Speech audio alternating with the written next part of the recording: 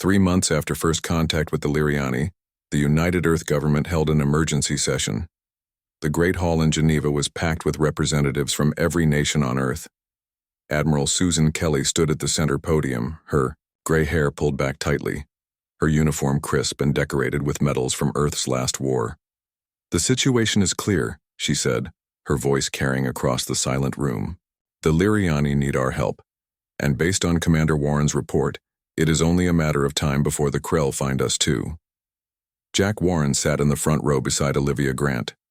They had spent the past weeks debriefing officials and explaining everything they had learned about both alien species. Now they watched as humanity decided whether to go to war. Zella and 2 other Liriani representatives sat nearby, their shimmering blue skin drawing curious glances. They remained perfectly calm, though Jack knew the fate of their entire species hung in the balance. Ryan Ford, the Security Council member from North America, rose to speak. He was a tall man with a stern face and a reputation for caution. "Admiral Kelly, with all due respect, Earth is still recovering from our own war. 30 years isn't long enough to rebuild what we lost. Now you ask us to fight someone else's battle? We don't even know if these Krell would ever find us." Murmurs of agreement spread through the hall. Jack understood their fear. Earth's last. War had killed nearly 1 billion people. Cities still lay in ruins. The scars were fresh. "The Liriani's predictive models are extremely advanced," Olivia spoke up. "They've shared their calculations. The Krell will eventually reach Earth whether we help the Liriani or not." Ambassador Lisa Martinez from South America stood next. She was younger than most in the room, but her voice commanded attention. "Are we really debating whether to help a peaceful species that cannot defend itself? What does that say about us? We fought our own war to preserve freedom and human dignity. Can we now turn away when others ask for the same?" The debate continued for hours. Jack watched the faces of the Earth's leaders. Some showed determination, others fear. Many simply confusion at finding themselves in this unprecedented situation. Dr. Paul Henderson, Earth's leading xenobiologist, was called to testify about the Liriani's pacifism. "It's not just cultural," he explained, showing brain scans on the main screen. "Their neural pathways physically cannot process aggressive action. They understand the concept intellectually, but they cannot perform it. It would be like asking a human to see ultraviolet light with the naked eye. We simply aren't built for it." "And what of these Krell?" asked a representative from Asia. "What do we know? Of their capabilities?" Admiral Kelly nodded to Commander Warren. Jack rose and walked to the podium, feeling the weight of hundreds of eyes upon him. "The Liriani have shared intelligence on Krell weaponry and tactics," he said. "Their technology appears roughly equivalent to our own, though they possess greater numbers and established supply lines. They are methodical conquerors who strip planets of resources and enslave populations." He displayed images the Liriani had provided of Krell ships and soldiers. The reptilian aliens stood nearly 7 feet tall, with natural armor and sharp teeth. Their ships were angular and utilitarian, built for function rather than beauty. Unlike the graceful vessels of the Liriani, they've never faced serious resistance, Jack continued. The Liriani were easy targets. We would not be. As Jack returned to his seat, Zella was invited to address the assembly. The alien moved with fluid grace to the center of the room. "People of Earth," she began in her melodic voice, "we understand your hesitation. War is natural to you, but still terrible. We would not ask this if any other option existed." She gestured, and a hologram appeared above the chamber. It showed a detailed map of nearby star systems, with the Krell expansion highlighted in red. "This is their pattern of conquest over the past century," Zella explained. "They do not stop. They consume, then move to the next world. Even if you do not help us, they will eventually find Earth. By then, they will have our resources and technology as well." The room fell silent as the implications became clear. This wasn't just about saving the Liriani. It was about humanity's future too. Admiral Kelly took the podium again. "The Defense Force has run simulations. If we wait until the Krell reach Earth, our chances of victory drop by 60%. If we fight them now, using Liriani territory, As a staging ground and incorporating their advanced technology into our systems, our odds improve significantly. Ryan Ford spoke again. And what would the Liriani offer in exchange for our blood? Zella answered without hesitation. Everything we have. Medical technology that can extend your lifespans by 50 years. Energy systems that would end your resource. Limitations. Knowledge gathered over thousands of years of peaceful progress. The debate continued well into the night. Jack and Olivia waited, watching the faces of Earth's leaders change as they wrestled with the decision. Finally, it came time to vote. The results appeared on the main screen. 76% in favor of intervention. Admiral Kelly stood solemnly. The United Earth government has decided to answer the Liriani plea for help. We will deploy the defense force to Liriani space and engage the Krell Dominion. She turned to look directly at the Liriani delegates. We accept your offer of technological exchange. We will begin preparations immediately. As the session ended, Ryan Ford approached Jack. I hope you know what you've started, Commander. Jack watched as Olivia spoke excitedly with the Liriani about medical technology. Sometimes you don't get to choose your wars, sir. Sometimes they choose you. In the following days, Earth became a hive of activity. Military bases that had been quiet for decades roared to life. Ships were refitted with new weapons. Soldiers were recalled from retirement. The Defense Force expanded its recruiting, and young men and women lined up to join. Admiral Kelly was appointed Supreme Commander of the Intervention Force. She selected her best officers to lead the fleet, including promoting Jack to captain of the newly commissioned warship Defender. 6 weeks after the vote, the first wave of Earth ships prepared to depart for Liriani space. 20 vessels of various sizes, loaded with troops, weapons, and supplies. It was the largest military operation in 30 years. On the bridge of the Defender, Jack watched Earth shrink in the view screen. Olivia stood beside him, now assigned as his science officer due to her experience with the Liriani. Do you think we can win? She asked quietly. The Krell have never faced humans before, Jack replied. They've only fought those who couldn't fight back. They have no idea what's coming for them. As the fleet prepared for its first faster-than-light jump, Admiral Kelly sent one final message from her flagship. The Krell wanted war, she said, her face grim but determined on every ship's screen. They'll get one, but not with the Liriani, with humanity. The fleet vanished into the darkness, between stars, carrying humanity's answer to a distant plea: total war. The deep space alert woke Commander Jack Warren from his sleep cycle. The soft but persistent beeping was designed to be impossible to ignore. He rolled out of his bunk, rubbed his eyes, and pressed the comm panel. Warren here. What's going on? Commander, we've picked up a signal. It's different from anything we've seen before, replied Lieutenant Frank Moore, the night shift communications officer. I'll be right there. Jack dressed quickly in his Earth Defense Force uniform and made his way through the quiet corridors of the Pathfinder. The ship was humanity's most advanced exploration vessel, tasked with pushing the boundaries of known space. They were currently at the edge of the Epsilon Eridani system, farther than any human ship had ventured before. The bridge was dim, lit only by the glow of screens and control panels. Frank stood as Jack entered. Show me the signal, Jack said. Frank pulled up the data on the main screen. It's been repeating for 3 hours now. Definitely artificial, but not matching any known human pattern. Jack studied the waveform. Have you tried to decode it? Yes, sir. Dr. Grant has been working on it. She's in the lab now.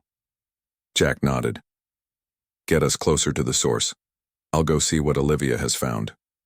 In the science lab, Dr. Olivia Grant was bent over her workstation, her red hair pulled back in a messy ponytail. She didn't look up when Jack entered. Please tell me you haven't been working all night, Jack said. Olivia jumped slightly, then smiled. Time flies when you're making first contact. First contact? You're sure? Look at this. She pointed to her screen. The signal contains mathematical sequences that couldn't occur naturally. Someone sent this deliberately, Jack. and they're not human. Jack felt a chill run down his spine. Humanity had been searching for evidence of intelligent alien life for centuries. Now on his watch they might have found it. Can you tell what they're saying? It's a distress call, Olivia said. I'm certain of it. The pattern has the mathematical equivalent of urgency built into it. Jack's comm beeped. Commander, we've located the source, Frank reported. It's coming from the fourth planet in the system. Set course, Jack ordered, and alert Admiral Kelly back on Earth. We're going to need backup. The Pathfinder approached the blue-green planet cautiously. Scans showed signs of advanced civilization, cities, energy signatures, orbital structures, but also evidence of recent destruction. There's been a battle here, said Lieutenant Kate Phillips from the tactical station. Those orbital platforms have weapons damage. Any sign of hostile ships? Jack asked. Not currently in the system, sir. Jack made his decision. Prepare a shuttle. Dr. Grant and I will go down with a security team. Lieutenant Moore, you have the con. The shuttle descended through wispy clouds toward a sprawling city built of graceful curved structures. At its center stood a massive tower that seemed to be made of some kind of crystal. The shuttle's systems identified a landing pad near the base of the tower. This is a bad idea, muttered Sergeant Peter Mills, the head of security. Probably, Jack agreed.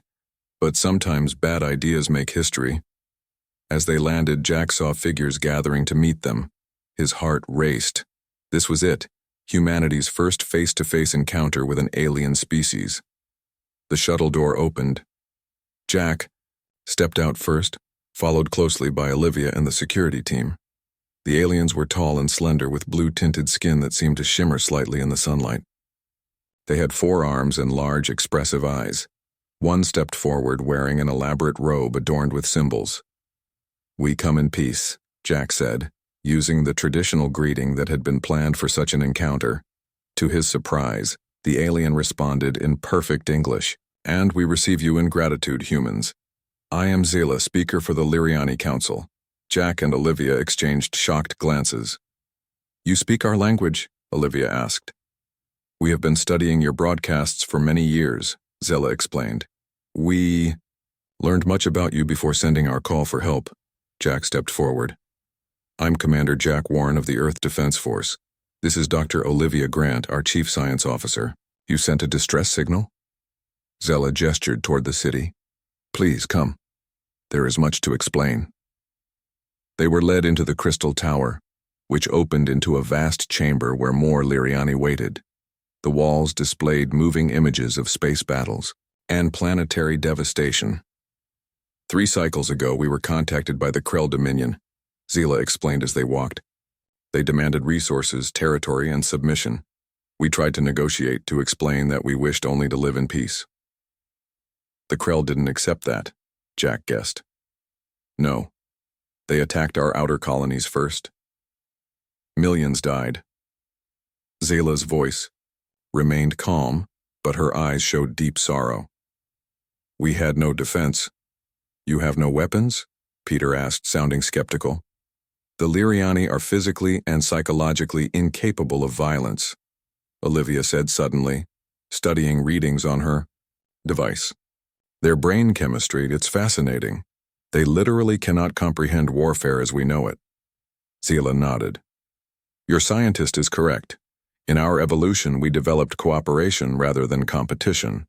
We can create, build, heal, but not destroy. The concept of taking another life is as impossible for us as breathing water would be for you.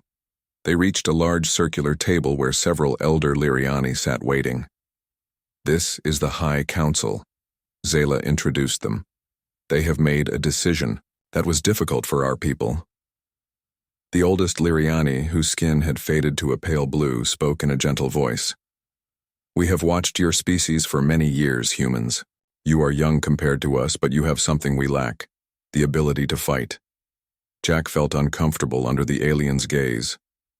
Are you asking us to fight for you? We are asking for your protection, the elder said. The Krell will return. They always do. They have conquered 3 of our worlds already. Our homeworld is next. With respect, Jack replied. Starting a war with an unknown alien empire isn't something I can authorize. I'm just a ship commander. We understand, Zella said. We ask only that you bring our plea to your leaders. We offer fair exchange, our knowledge for your protection. Olivia's eyes widened as Illyriani handed her a data device. Jack, these are medical technologies, centuries beyond ours. Energy production methods we've only theorized about. And the Krell? Jack asked. What? Can you tell us about them? The wall images changed to show reptilian creatures with armored skin and sharp teeth. They are conquerors, Zella explained. They take what they want and destroy what they cannot use. How long do we have? Jack asked. Their fleet will return. In what you would call 3 Earth months, the elder Liriani said. Not much time. Jack looked at the peaceful aliens, then at the images of destruction on the walls. These people couldn't defend themselves. They didn't even understand the concept. I'll take your message to Earth, he said finally. I can't promise anything, but we'll hear your plea.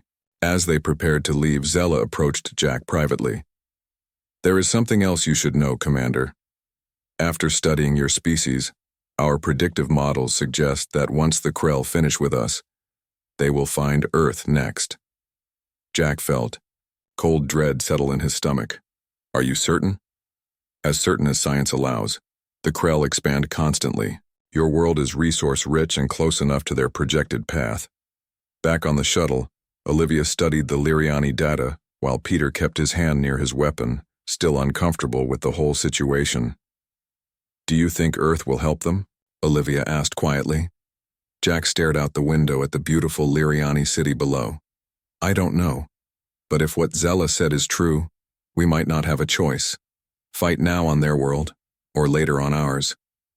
As the Pathfinder broke orbit to begin, its journey home, Jack composed his message to Admiral Susan Kelly. It would take 2 weeks to reach Earth, and he needed to be clear about what they had found, and what might be coming. Humanity had spent centuries looking to the stars with hope and wonder. Now they had found intelligent life, but also a terrible choice. Ignore a plea for help from a species that couldn't defend itself, or enter an interstellar war against an unknown enemy. Jack knew which option he would choose. He only hoped Earth's leaders would agree. The human fleet arrived in Liriani space after 2 weeks of faster-than-light travel.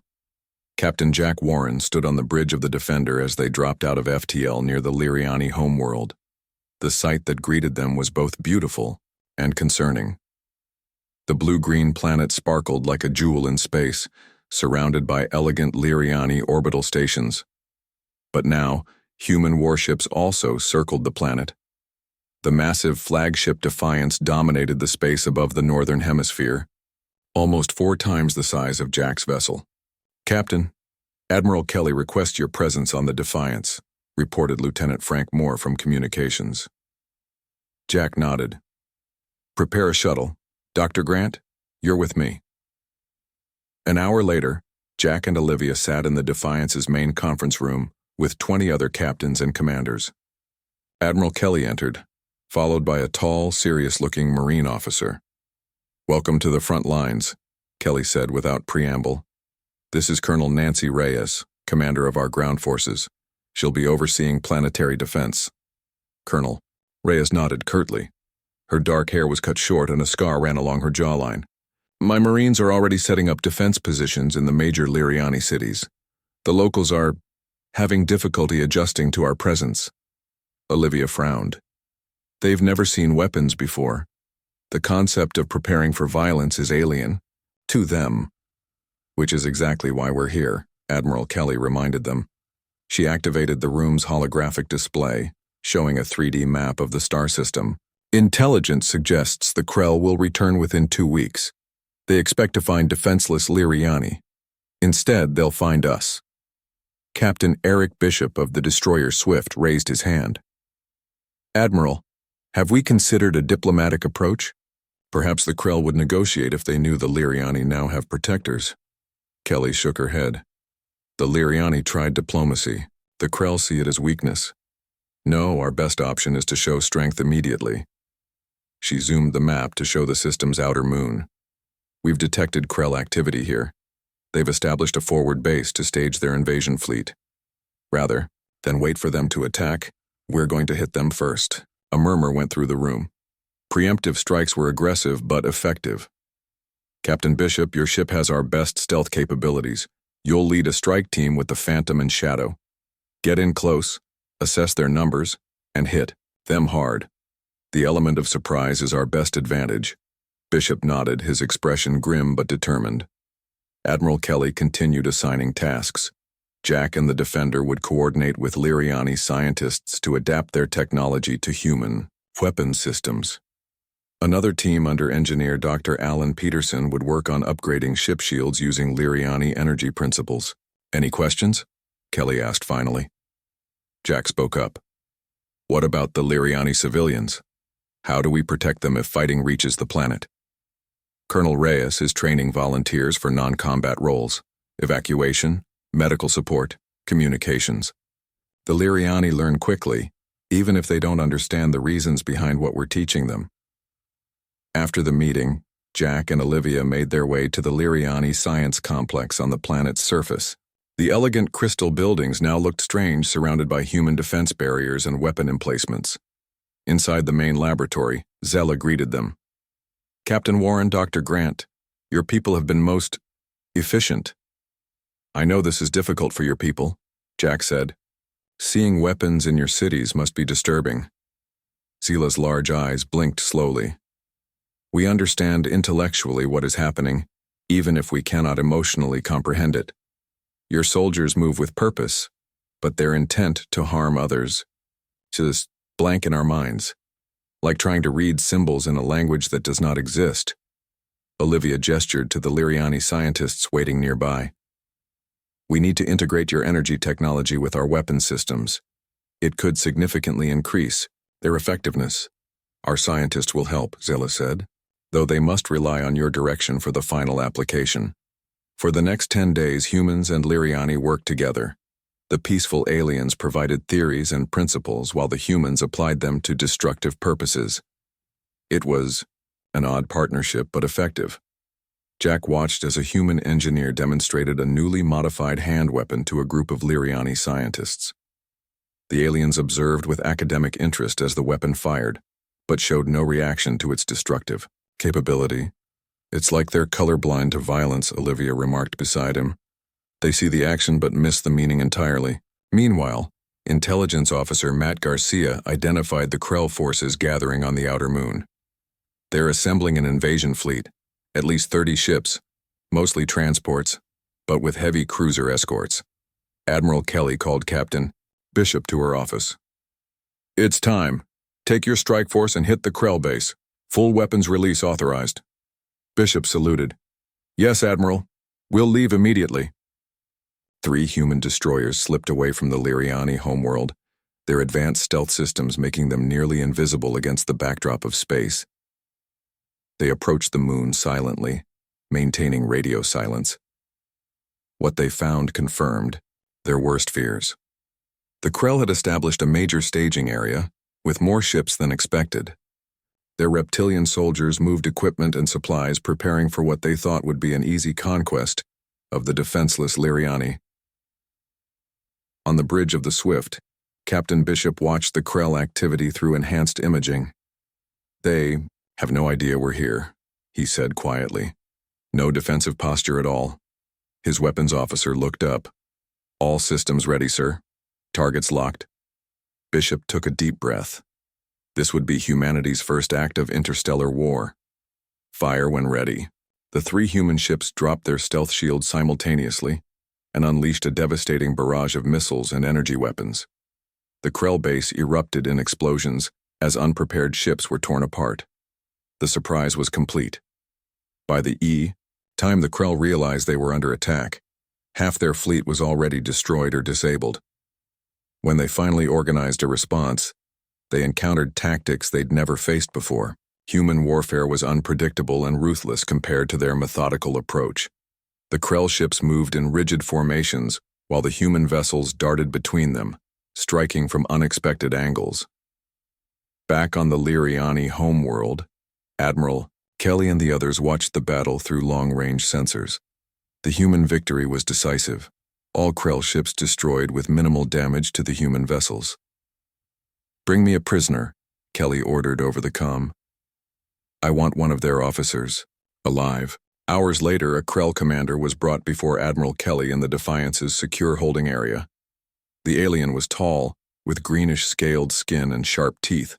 Despite its restraints, it held itself with arrogant dignity. Through a translator, device developed using Liriani language databases, Kelly addressed the prisoner. "Tell your leaders that the Liriani are under our protection now. Any further aggression will be met with the same response." The Krell's response came through the translator in a harsh, grating voice. "Who are you to interfere? The weak Liriani are our rightful conquest."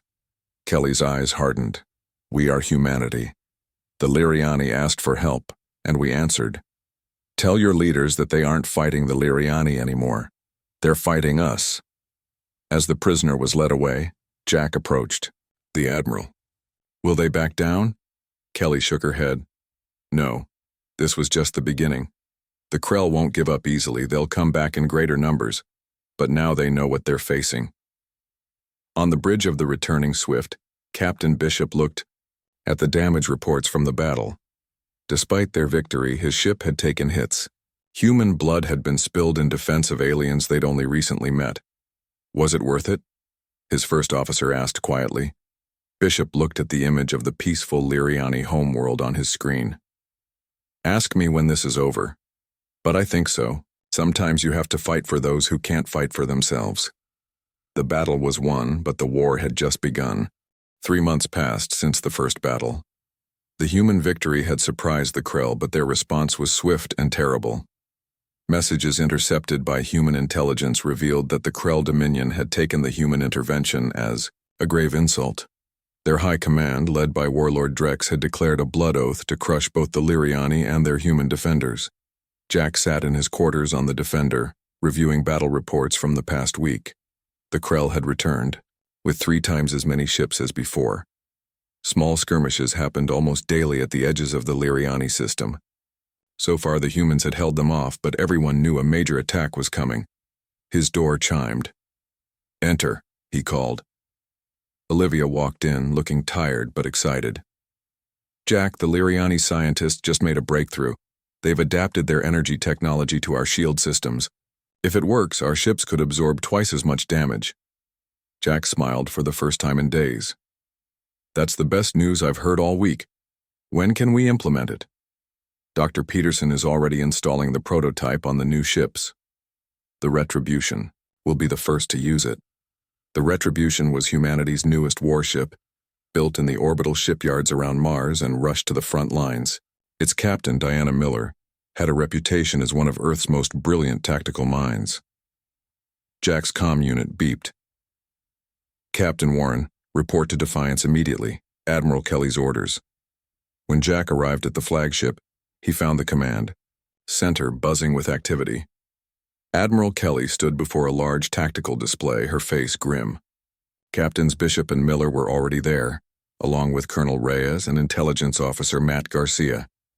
"The Krell are making their move," Kelly said without preamble. "We've detected large fleet movements from 3 different directions. They'll be here within 24 hours. Garcia pointed to the display. "They're attacking 3 targets simultaneously, the Liriani homeworld and 2 colony planets. It's a full-scale invasion." "How many ships?" asked Captain Miller. "At least 90 vessels, including 20 heavy cruisers and 3 dreadnoughts. They've pulled forces from across their empire for this." Admiral Kelly's eyes swept over her. "Officers, this is what we've been preparing for. Captain Bishop, take the 3rd Fleet to protect the 1st colony. Captain Warren, you'll defend the 2nd colony with the 4th Fleet. Captain Miller, your Retribution and the new ships will remain here with me to protect the homeworld."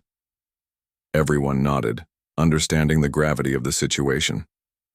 "The Krell think they can overwhelm us with numbers," Kelly continued. "But we have better technology, better tactics, and something they'll never understand. We're fighting for those who cannot fight for themselves." Dismissed. "May God be with us all." As the officers filed out, Kelly called Jack back. "Captain Warren, a moment." When they were alone, she looked at him with tired eyes. If any position becomes untenable, I'm authorizing a tactical retreat. We can't afford to lose ships needlessly. Jack nodded. Understood, Admiral. Good hunting, Jack. The next day, the Krell attack began exactly as predicted. Jack's fleet of 15 ships faced 27 Krell vessels at the smaller Liriani colony. The battle was fierce from the start. The Krell had learned from their previous defeat and adapted their tactics. On the bridge of the Defender, Jack directed his ships with calm precision. Focus fire on their lead cruiser. Don't let them establish a beachhead on the planet. Human ships danced around the larger Krell vessels, striking from multiple angles. Their newly upgraded weapons, enhanced with Liriani technology, tore through Krell shields more effectively than before. But the Krell had numbers on their side. 2 human frigates were destroyed in the first hour of battle. Jack watched grimly as escape pods launched from the burning ships. Have the Mercy pick up survivors, he ordered. Meanwhile, at the Liriani homeworld, the largest battle in human history unfolded. The Krell committed 40 ships to this attack, including their massive dreadnought Conqueror. Admiral Kelly's forces were outnumbered 2-1. The Defiance shuddered as Krell weapons fire struck its shields. Shield strength at 60%, reported the tactical officer. Kelly remained standing, calmly giving orders as chaos erupted around her. Have the Valiant and Guardian flank their right wing. The Retribution will follow me through the center, on... The planet below, Colonel Reyes and her Marines fought desperately against Krell landing parties. The Liriani civilians fled in terror, unable to comprehend the violence surrounding them. Reyes had positioned her troops at evacuation centers, creating safe corridors for Liriani to escape the fighting. Hold the line, she shouted as Krell soldiers advanced on her position. Don't let them through. Back in orbit, Captain Bishop's ship, the Swift, took a direct hit from a Krell cruiser. The bridge erupted in flames and alarms. We've lost engines and weapons, his first officer reported. Bishop made the hard call. Abandon ship. Get everyone to the escape pods. At the second colony, Jack's fleet was barely holding together. The Defender had sustained heavy damage, and 3 more ships had been lost. The Krell kept coming, relentless in their attack. Jack's tactical officer looked up with wide eyes. Sir, more Krell ships dropping out of FTL, at least 10 more vessels. Jack closed his eyes briefly. This was it. They were about to be overrun. Signal all ships. Fall back to secondary positions. We can't hold here. The human fleet began to retreat, covering each other as they pulled away from the planet. Jack watched with a heavy heart as the first Krell ships began landing on the colony below. The colonists had been evacuated days earlier, but it still felt like a failure. At the homeworld, the battle reached its climax. The Krell dreadnought Conqueror closed in on the Defiance, its massive weapons causing serious damage to Admiral Kelly's flagship. Admiral shield strength at 15%, reported the tactical officer. 1 more hit and they'll fail completely. Kelly stared at the massive enemy ship on her view screen. Where is the Retribution? They were delayed engaging 3 cruisers, Admiral. They're still 10 minutes out. Kelly prepared to order evacuation of the Defiance when new contacts appeared on the sensor display. 3 ships dropping out of FTL, the officer announced. It's the Retribution and 2 sister ships. Captain Miller's voice came over the comm. Sorry we're late, Admiral. We brought some new toys. The Retribution and its sister ships, the first vessels fully equipped with the new Liriani enhanced shields and weapons, moved to engage the Krell dreadnought. The Krell fired everything they had, but the advanced shields absorbed the punishment. The Retribution returned fire, its enhanced weapons tearing through the dreadnought's defenses. The massive Krell ship began to break apart under the assault. All ships, press the advantage, Kelly ordered, seeing the Krell formation beginning to falter. Across all 3 battlefronts, the tide slowly turned. Though the humans had suffered heavy losses, the Krell were being pushed back. Captain Bishop was rescued from his escape pod by a medical ship. Jack's fleet, reinforced by ships from the home fleet, began to retake the second colony. As the Krell forces retreated, Jack received an urgent message from Matt Garcia. Captain, we've intercepted Krell communications. They're planning something bigger. They're targeting Earth? Jack felt cold dread wash over him. Are you certain? Positive. They believe if they remove human interference, the Liriani will be defenseless. They plan to strike at the source, Earth itself. Jack immediately forwarded the intelligence to Admiral Kelly. Within hours, all fleet commanders were called to an emergency meeting on the Defiance. Kelly's face was set in grim determination as she addressed them. The Krell have made a fatal mistake. They've threatened our home. She looked at each officer in turn. It's time we show them what humanity truly does when fighting for survival. We're taking the fight to them. 1 year after humanity's intervention began, the combined human Liriani fleet gathered at the edge of Krell space. Operation Thunderbolt was about to begin. Over 100 vessels formed the largest military force humanity had ever assembled. The newly built flagship Vindication led the fleet, with Admiral Kelly commanding the operation from its bridge. Captain Jack Warren, now promoted to fleet commander, stood at a viewport watching the ships gather. So much had changed in a year. Humans and Liriani worked side by side throughout the fleet. Though the Liriani still could not fight, they served in vital support roles. Their advanced medical skills had saved countless human lives, and their sensor technology gave the fleet a decisive edge. Olivia joined him at the window. They had grown closer over the months of war, finding comfort in each other amid the chaos. I never imagined we'd be here, she said quietly, preparing to attack an alien homeworld. Jack nodded. They gave us no choice. The intelligence was clear. They were building a massive fleet to strike Earth. We had to act first. Do you think Admiral Kelly's plan will work? It has to. The plan was bold and risky. Dr. Alan Peterson and his team had developed a revolutionary jump drive by combining human FTL technology with Liriani spatial folding theories. If it worked, the fleet could bypass the Krell defense network and appear directly above their homeworld. The element of surprise would be complete. On the bridge, Admiral Kelly called her commanders for a final briefing. Jack, Captain Miller, Colonel Reyes, and Dr. Peterson gathered around the tactical display. All ships report ready, Admiral, said Captain Miller. Her retribution would lead the first attack wave. Kelly nodded. Then we proceed as planned. Dr. Peterson, is the jump drive ready? The engineer looked nervous but determined. Yes, Admiral. All ships have been fitted with the new drive. We've run every possible test, but this will be its first use in actual combat conditions. Colonel Reyes, status of the landing force? The Marine commander stood tall, her uniform bearing new scars from previous battles. 20,000 troops, ready to deploy, Admiral. The moment you secure orbit, we go in. Kelly looked at each officer in turn. What we do today will be remembered for generations, not just on Earth, but across the stars. The Krell must learn that threatening peaceful worlds has consequences. She straightened her uniform. Return to your ships, we jump in 30 minutes. As the commanders dispersed, Kelly called Jack aside. Fleet Commander Warren, a word. When they were alone, Kelly's formal demeanor softened slightly.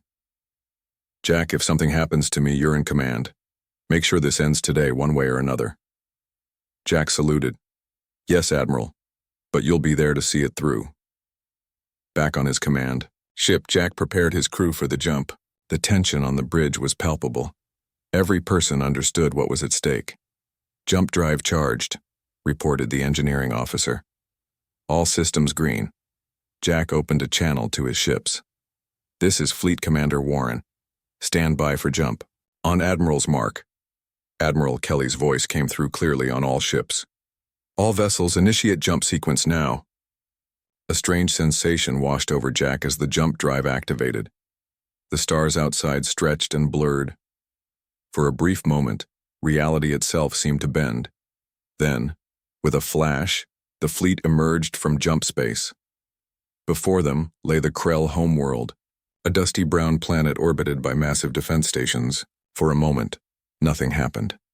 The Krell, completely surprised by the human fleet's sudden appearance, did not react. We did it, Olivia whispered. We're right on top of them. Admiral Kelly didn't waste the advantage. All ships, commence operation. Thunderbolt, weapons free. The human fleet opened fire simultaneously, targeting the orbital defenses.